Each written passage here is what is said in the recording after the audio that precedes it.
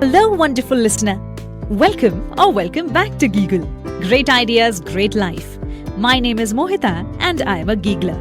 And you are listening to the summary of Daring Greatly by Brené Brown. Introduction. Do you always feel like you're not enough? Do you always feel like you need to please everybody? Do you always hide your true feelings for fear of being labeled weak? If you do, then this is the book for you. Vulnerability is a basic part of life. It is our emotions and feelings that make us human. In this book, you will learn about self-worth, shame, and vulnerability. You will learn how to take courage. You will learn how to face your fears and insecurities. To dare greatly means to accept your vulnerability. It is to accept your mistakes, your sadness, and fears. As the saying goes, the only time that a man can be brave is when he is afraid. Scarcity. Looking inside the culture of never enough. I'm never good enough. I'm never thin enough. I'm never smart enough. I'm never successful enough. How many times have you heard people say this? It may be from your spouse, your parent, your relative, friend, or colleague. You may have said those words yourself. The thing is, we have a culture of scarcity. We never have enough of anything. We spend most of our days worrying and complaining about what we don't have. From the moment we wake up in the morning, we say to ourselves, I didn't get enough sleep, or I don't have enough time. We haven't started the day yet, and already we are lacking something. This scarcity continues all throughout the day. Even before we go to sleep, we think, I didn't get enough work done today, or I didn't get enough exercise. The culture of scarcity makes us greedy, jealous, and judgmental of other people. It is self-defeating. We cannot stop ourselves from comparing our lifestyles, our families, our marriages, or our achievements to people whom we think are better than us. The truth is that there is no such thing as perfection. We create the illusion that this person or this celebrity has a perfect life. We are creating for ourselves unrealistic standards. What is the source of this scarcity? Where did the culture of never enough come from? There are three sources of scarcity. They are shame, comparison, and disengagement. To know if there is shame in your home, in your school, in your workplace or community, answer these questions. Is fear of insult used to make people follow? Is self-worth based on achievements? Does finger-pointing, blaming, or name-calling always happen? To know if there is comparison in your home, in your school, in your workplace or community, answer these questions. Is there constant ranking and competition? Is creativity discouraged? Are members expected to reach narrow standards rather than showing their unique gifts? Is there one form of skill used to measure everyone's worth? To know if there is disengagement in your home, in your school, in your workplace or community, answer these questions. Are members afraid of taking risks or trying new things? Is it better to stay quiet than to share ideas or experiences? Does it feel like no one is really listening or paying attention? Is there a struggle for the members to be seen or heard? To overcome this culture of shame, comparison, and disengagement, we need awareness and commitment every single day. Each time we fight scarcity, we are daring greatly. Now, the opposite of scarcity isn't abundance. The opposite of never enough is enough. Thus, the opposite of scarcity is wholeheartedness. It means having self-worth and vulnerability. A person is wholehearted if, even when there is exposure, uncertainty, or emotional risk, the person can say 100% that I am enough. Debunking the vulnerability myths. What is vulnerability? It means uncertainty, emotional risk, and exposure. The number one and most dangerous myth about vulnerability is that it means weakness. We live our lives hiding our emotions and ignoring our feelings. We do not want others to know that we are vulnerable. We don't want them to label us weak. We are expected to just get over it and move on. The problem is that we do not see the courage behind this vulnerability. By letting our feelings show, we are daring greatly. We let ourselves be exposed to discomfort and fear. We know that we may be judged or criticized, but we let our emotions show anyway. And so, vulnerability is not weakness. It should not be seen with great appreciation and respect. Acceptance of vulnerability has many benefits. It lets us grow as a person, and it lets us strengthen our relationships. Each time you share your feelings of sadness, fear, shame, disappointment, and grief with others, you encourage love, hope, joy, empathy, belongingness, creativity, and courage into your relationship. Thus, vulnerability gives meaning to our lives. Vulnerability is daring to love without assurance that you will be loved back. It is giving love even if the other person may leave or betray you. Vulnerability is sharing your ideas, your art, writing, or photography with the world, even if you can be criticized, even if your work may not be appreciated. Vulnerability is saying no and asking for help. Vulnerability is getting fired and starting a business. Vulnerability is falling in love and trying something new. Vulnerability is exercising in public even if you're out of shape. Vulnerability is waiting for biopsy results or being pregnant after 2 miscarriages. Vulnerability is launching a new product. Vulnerability is laying off employees. Vulnerability is admitting that you're afraid. Vulnerability is asking for forgiveness and having faith. Have you experienced any of these situations? Do you still think that vulnerability is weakness? Uncertainty, risk, and exposure are part of life. Each time we embrace vulnerability, we are being true to ourselves. We are being courageous. We are being stronger. Vulnerability is what makes us human. Imagine life without vulnerability. That is life without meaning at all. Understanding and combating shame. Let's say, for example, that you are an aspiring writer. You want to start your own blog, but you are terrified of what people will say. You may have attached your self-worth on how your writing is received.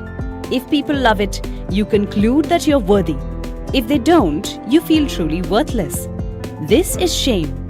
It is likely that you will not continue with the blog, or you will edit its content to protect yourself. It can also be that you would pour your heart in the blog, but you will be extremely crushed when the feedback is not what you expected. Then you will shut the blog down and ask yourself why you tried it in the first place. Shame will tell you that you are not good enough and you're stupid for trying. Shame is like having gremlins in your head. They are voices that always tell that your writing sucks or that you don't have any talent. Shame might be programmed in you when you were a child, but as you grow older, you learn to have a shame party by yourself. But if you are aware of shame and you are resilient, the scenario will be entirely different. Yes, you still want people to like and admire your project, but your self-worth is not up for grabs. You are secure that you are more than a blog, more than a painting, more than a social media post. Yes, it would still be disappointing if your followers, colleagues, or friends don't like what you did. But you know that the criticism is about your project and not about you as a person. If you know how to combat shame, you can say that at least you tried, and you will try again. With the feedback given, you can improve your skills. You will exert more effort and creativity. Eventually, you will succeed. Shame is experienced by everybody. You're not alone. Here are examples of how people define it. Shame is losing a job and you haven't told your pregnant wife. Shame is when someone asks you, "When is your due date?" and you're not even pregnant. Shame is being bankrupt. Shame is your boss calling you stupid in front of the whole team. Shame is your wife leaving you for the guy next door. Shame is being infertile. Shame is losing patience on your kids. Shame is seeing your parents fight and wondering if you're the only one who has ever felt this scared. Shame is failing at school twice. Shame is telling your fiancé that your dad lives abroad when the truth is he is in prison. Shame is driving under the influence of drugs or alcohol. Here's an interesting fact. The brain cannot distinguish between physical pain and emotional pain. Shame is real, actual pain. Do not let yourself or your children live with it any longer. Be shame resilient. The vulnerability armor. We are talking about personas here. We are talking about the masks we use to hide our vulnerability. We pretend to be someone who doesn't feel fear, shame, sadness, or disappointment when the truth is that the emotion is swallowing us whole. At the age of 11, 12, or 13, we have our vulnerability armors on. Go to any middle school and you can see the bully who just really wanted to belong. You can find the queen bee whose parents are getting divorced.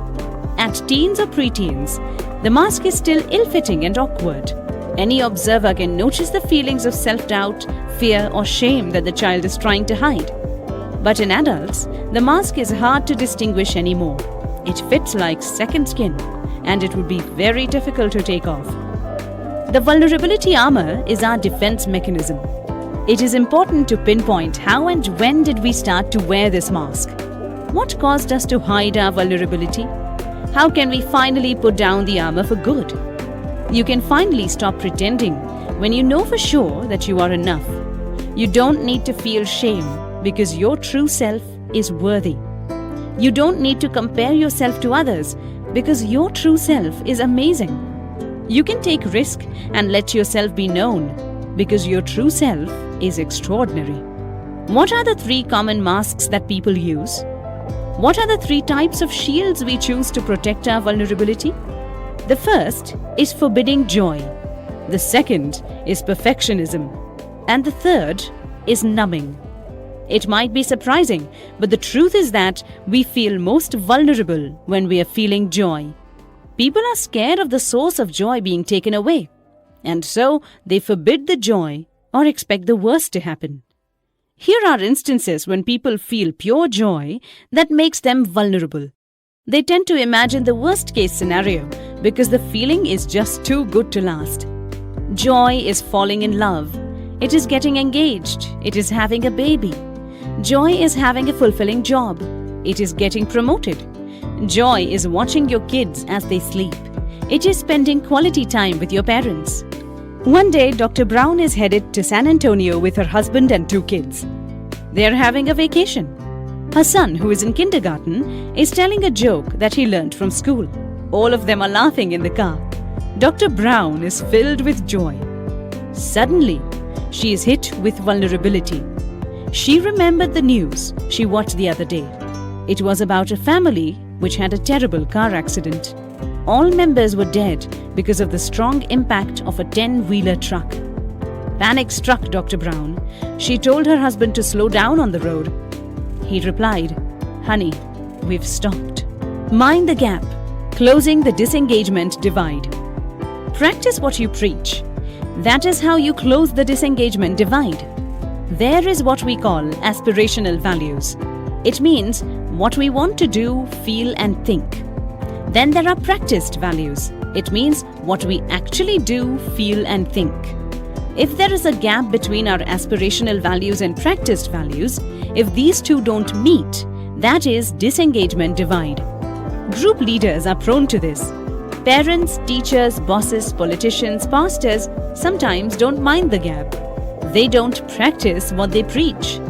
The consequences of disengagement divide is we are unable to build trust and connection with our children, students, employees, citizens, or church followers. If we as leaders don't practice what we preach, how do we expect the members to follow? Let's look at examples in parent-child relationship. Anyone can relate to it because even if you don't have a child, you were a child once. In situation number 1, the mom always tells her kids that integrity and honesty are important. They should never cheat or steal. One day, mom and the kids are grocery shopping. As they were paying, the cashier skipped on the sodas. It wasn't included in the total bill. Mom just let it slide. She didn't tell the cashier about the sodas. She just put them inside the bag with all the other items. Mom rationalizes that it wasn't their fault. She says the cashier should be more mindful of her job. In situation 2, Dad always teaches about accountability and respect. One day, the little brother cries out loud. It turns out that the big brother intentionally destroyed his new robot. Dad is too busy on his smartphone. He just shrugged it off. He concluded that boys will be boys. Instead of talking about the incident and making the big brother apologize for what he did, Dad just told them to go to their rooms. The two kids did not learn to respect each other's toys and to be accountable for their actions. In situation 3, Mom and Dad think that their kids are ungrateful and disrespectful. They wish that the kids will show more gratitude and respect. However, when they have disagreements, Mom and Dad shout at each other and say insulting words. Mom and Dad never say thank you or please. When the kids make mistakes, Mom and Dad punish with spanking and calling names. The problem is that Mom and Dad are expecting good behaviors from their kids that even they as parents don't have. The lesson here is that actions speak louder than words. If you want your child, student, or employee to have good values, you have to practice those good values yourself. You have to set a good example. Disruptive engagement. Disruptive engagement means destroying the culture of shame. Let's say, for example, if there is a boss shouting at one employee in front of the whole team, that will crush the employee's spirit. She would lose the motivation to work. She would only remember the bad feeling and not the mistake that she needs to correct. For instance, there is a manager who ridicules the idea of one member in the meeting. That member will think so little of himself. He would learn that it's better to keep silent. It's better not to share ideas. In the end, the team will suffer because the manager doesn't make a safe environment for innovation and creativity. Take, for example, a middle school student who raises her hand to challenge what the teacher said. It's a brilliant idea, but the teacher did not want to look stupid in front of the class. And so the teacher laughs at the student and says insulting words. The student would then learn that it's better to keep your hand down and your mouth shut. It's better to just let the teacher go on and on with her lecture. Then she wouldn't have bright students. There would be no great thinkers in her class. The aim of disruptive engagement is to bring back learning, innovation, and creativity. It is to win back the self-worth of students and employees. It is to remind them that they are not just robots to order around. They are real people. The solution to this is courageous leadership. It means that the boss or teacher should accept his or her own vulnerability, that she is not right all the time, and that the member may have a better idea, that she also needs help and she doesn't have all the answers. By showing your weaknesses and accepting your mistakes, you as a leader make a stronger connection with your members. They are more comfortable to work and cooperate with you because they realize that you're just human like them. It takes courage. To show weakness and accept mistakes is to dare greatly. But it will have amazing effects in your school or workplace. There's so much difference if the culture of shame is removed. Every member will be confident to share all their abilities. Every member will perform at his or her best. The result is that the team, the business, and the customers will benefit. It's a win-win situation for everybody. Just imagine how great it will be to have 50 students in one room sharing all their ideas and creativity. That is how you develop future scientists, artists, politicians, CEOs, doctors, and lawyers. Imagine if you have 100 employees thinking and innovating in one office space. That is how successful companies like Bell Labs, Pixar, and Apple started. Wholehearted parenting. You are enough. You are worthy. This is what every child needs to learn from the parents. If a child knows deep in his core that he is an individual worthy of love, he will grow up with courage, hope, and resilience. But if a child learns that she is never enough, she will spend her adult life searching for self-worth. How do you teach a child that she is enough? It's not so much about words, but actions. A child sees how the parent engages in the world. And so, you have to be the adult that you want your child to become. Be a good example, because your child is always observing you. If you want your child to accept and love himself, you must accept and love yourself first.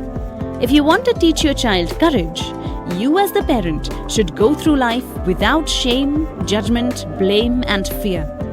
Ellen is 7 years old. One day she came home crying. It turns out that it is her first time to be marked tardy at school. She was so ashamed of herself for breaking the rules. But her parents told her that it's okay to be late sometimes. It's not a big deal. That Sunday, Ellen and her parents are going to church. Her mom is panicking because they are running late. It's shameful to sneak through the door when everyone is already seated and praying. But Ellen took her mother's hand. She said, "Mom, it's not a big deal. Everyone gets late sometimes, right?" What do you do when your child enters the room? That is important. Your face should light up. You should smile even if her hair is in a mess or even if she's not wearing slippers. This is another way to teach your child that she is enough, that she doesn't need to be perfect, that she has your love no matter what. It is as simple as smiling every time you see her. If you're frowning, your child will wonder and panic a little. She will think, "What's wrong now? What did I do wrong?" She would learn that she should do things to please you, that she should do something to win your affection. But if you smile, it says that you are happy to see her just the way she is. You can fix her hair or get her slippers later. Your face lighting up tells her that she doesn't need to do anything to get your love. The fact that she is your child makes her worthy. Yes, you want your child to have good hygiene. You care for them. You want them to be clean and proper. But it doesn't help to be critical. What do you do when your child does something wrong? There's a difference between saying you are bad and you did something bad. There's a big difference between guilt and shame. You are bad or you are a liar instills shame in the child. It takes away her opportunity to learn and change the behavior. Once you label her, call her names or insult her, she will think, "What's the point in changing?" As opposed to saying, "You did something bad" or "You're telling a lie." This means that you love her, but not the behavior she did. It is the behavior that is wrong and not her as a person. Your child will feel guilty for disappointing you.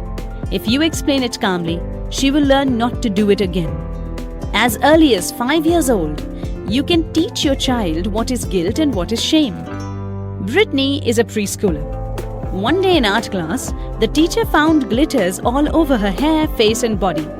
The teacher said, "Brittany, you're a mess." But Brittany replied, "I may be making a mess, teacher, but I am not a mess." Charlie arrived from the grocery with his mom. She saw the dog looking for food inside the garbage bin. The dog is making the trash spill everywhere. Charlie's mom shouted at the dog, "No, Spot, bad dog." But Charlie said, "Spot is not a bad dog. He's a good dog who just made a bad choice. We love Spot. We just don't love his behavior." Condemn the behavior but not the person. In this way, the person can change. This is shame versus guilt. Conclusion. You learnt about the culture of never enough. You learnt about shame and its many consequences. You learnt about how you can breach the gap between values and actual behavior. You learned how to remove shame and foster creative thinking. You learnt about vulnerability. You learned that hiding it or running away from it is dangerous. It can destroy lives and relationships. That is why it is important for you to dare greatly. Emotions are part of being human. No matter who you are, whether you are a parent, a teacher, a manager, or a CEO, it is okay to express fear, sadness, or disappointment. It's okay not to be perfect, because that is how you become a better leader and a better person. And with that, dear listener, we come to the end of this book. Shame is destroying your relationships. Your fear of being labeled weak makes you hide who you really are. It makes you judge others. It makes you heartless. And so, we must all dare greatly and accept our vulnerabilities. Do you agree? Let us know in the comments below. This is Mohita, your Giggler for this summary, signing off for now. Hope to see you in another summary next. I hope you have a great day ahead.